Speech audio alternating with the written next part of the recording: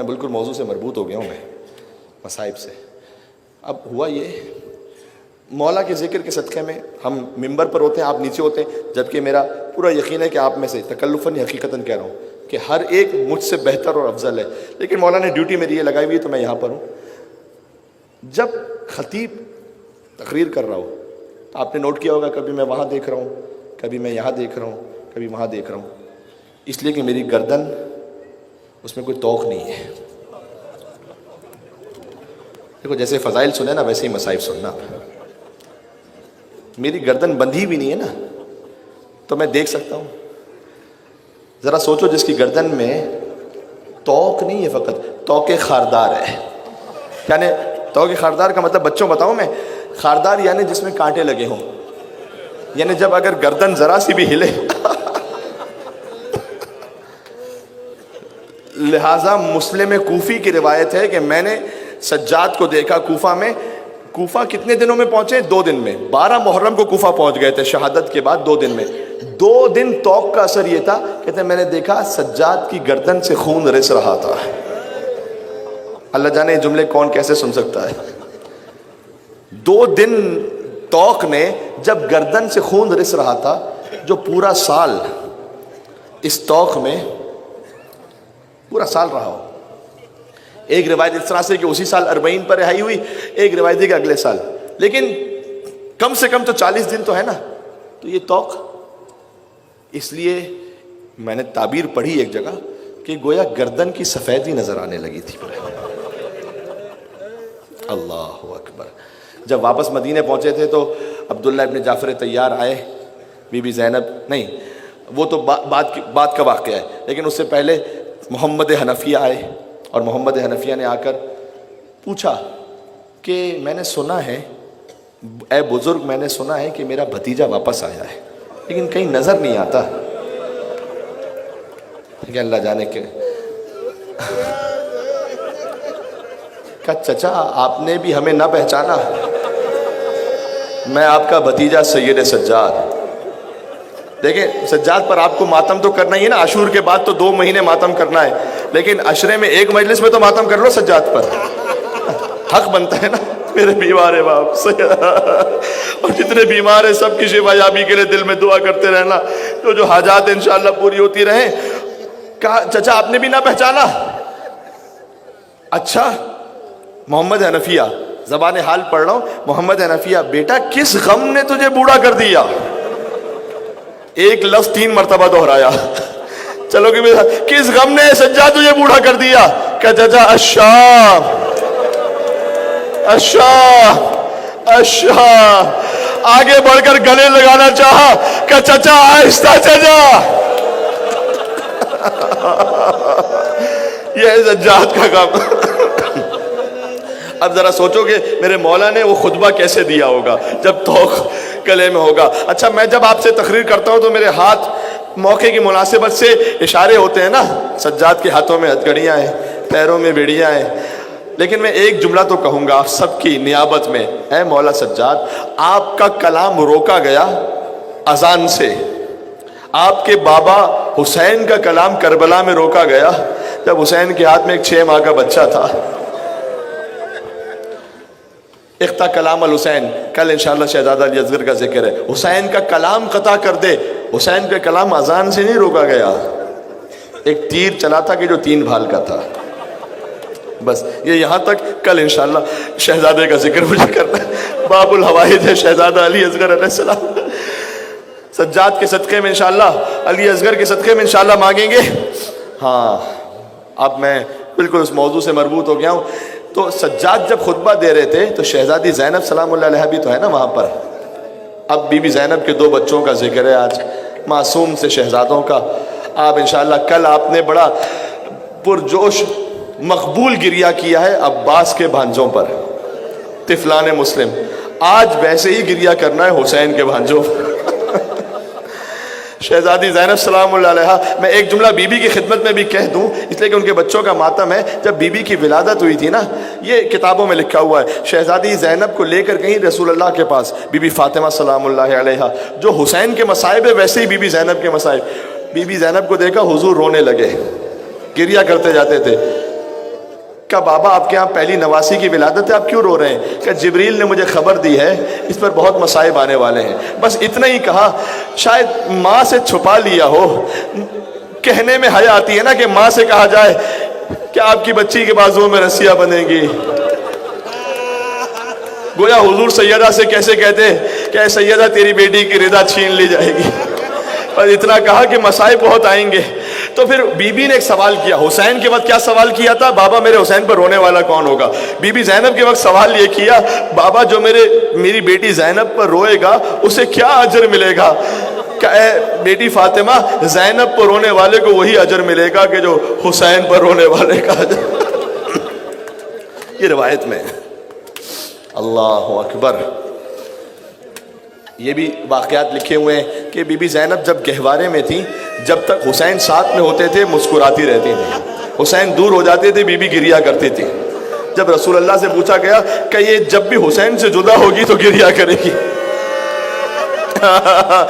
جس کے بچپن کا عالم یہ ہے.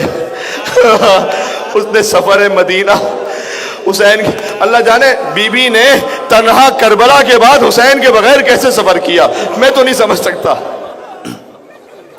ایک اور روایت بھی ہے، جب بھی نماز کے وقت ہوتا تھا بی بی اپنے گھر سے، اب یہ جب بزرگ ہو گئی تھی، اپنے گھر سے آتی تھی حسین کے گھر میں، پہلے حسین کے چہرے کو دیکھتی رہتی تھی.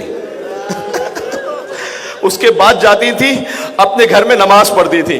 مجھے نہیں پتا بی بی یہ عمل کیوں انجام دیتی تھی، لیکن عالمہ غیر معلمہ ہے نا، جانتی تھی میرا بھائی حسین نماز کے عالم میں شہید ہوگا. تلے زینبیہ سے حسین کو ذبح ہوتے ہوئے فقط زینب نے دیکھا تھا. شاید یہ خیال ہر نماز میں آتا ہو، نماز سے پہلے آ کر حسین کے چہرے کا دیدار کروں،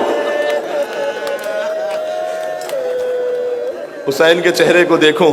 اللہ اکبر، اللہ اکبر. خدا کوئی غم نہ دکھائے سوائے غمیں. بس میں آ گیا. اون و محمد ساتھ نہیں تھے مدینہ سے جب چلے تھے. مکہ میں مقام تنعیم اس کے قریب ہے، وہاں پر قافلہ رک گیا. عبداللہ ابن جعفر طیار آئے. آ کر امام حسین سے کہا کہ میں اپنی زوجہ سے کچھ کلام کرنا چاہتا ہوں، آپ کی اجازت ہے؟ کہ وہ آپ کی زوجہ ہیں، آپ کلام کر سکتے ہیں.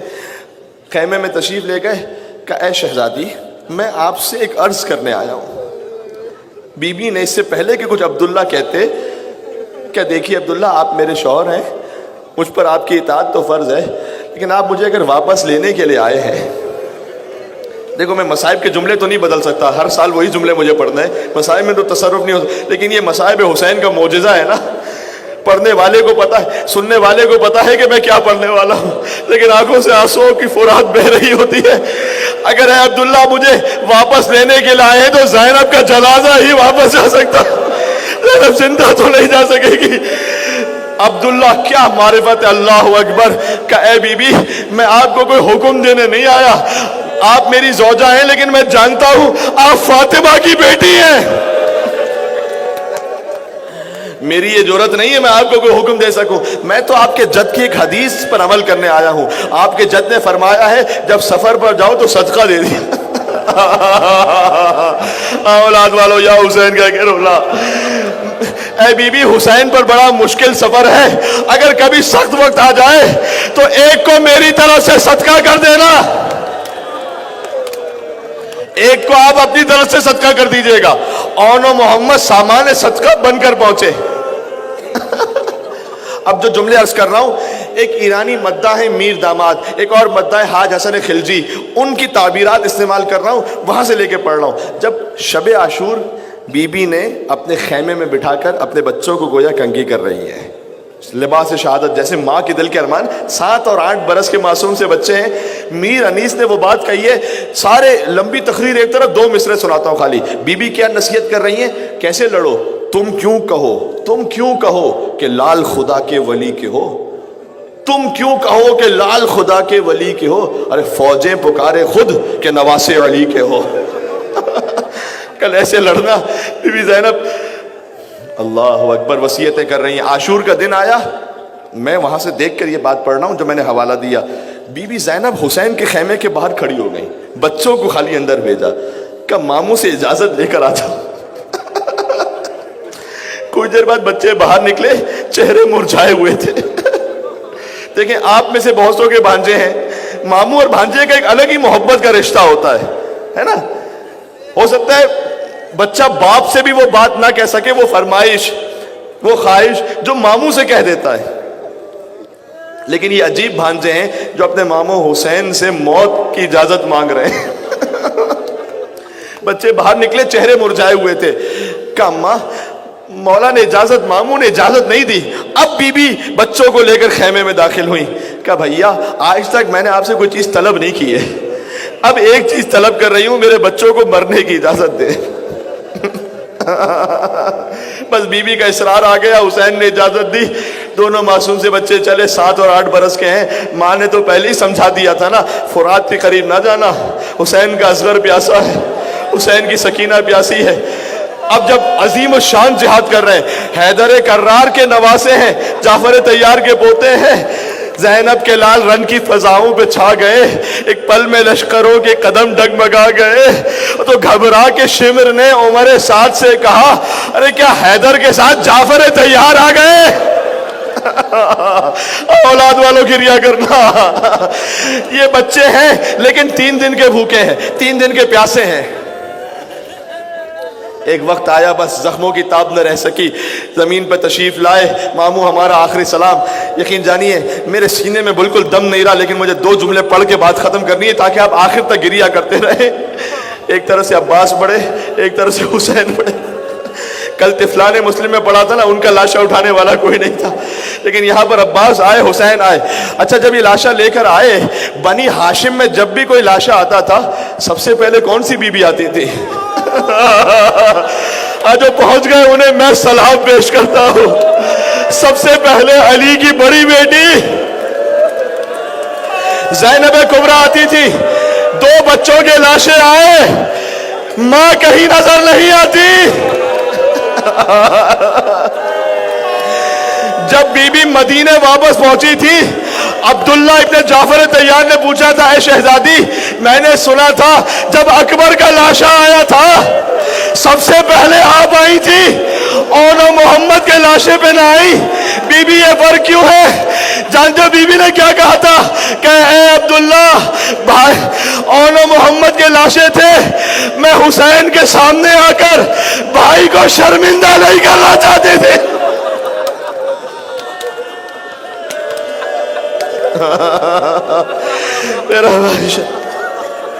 اور پھر آ گئے بیر داماد غالباً بیان کرتے ہیں, کہتے گویا بی بی کہہ رہی میں شرمندہ نہیں کرنا چاہتی بھائی کو, لیکن زینب کو بھی یہ صلہ مانگنا پڑا.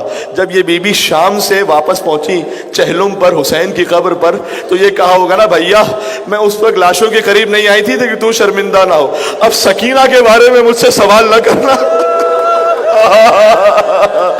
اب زینب شرمندہ ہے, تیری امانت شام کے زندان میں چھوڑ کے آ گئی.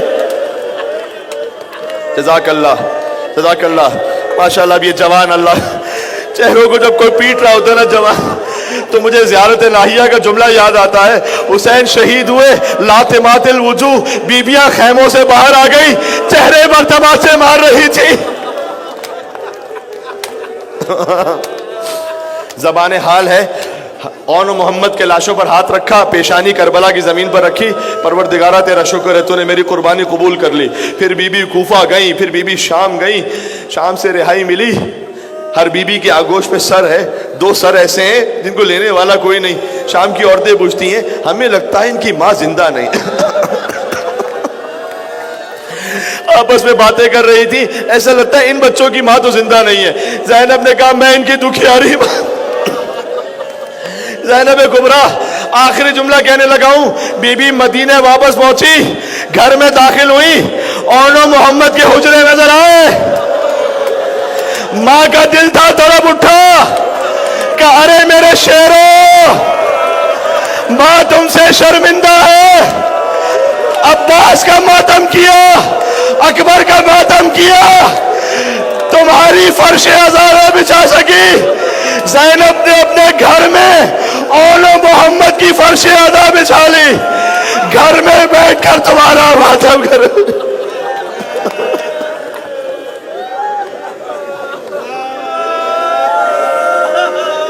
السلام علیکہ یا ابا عبداللہ.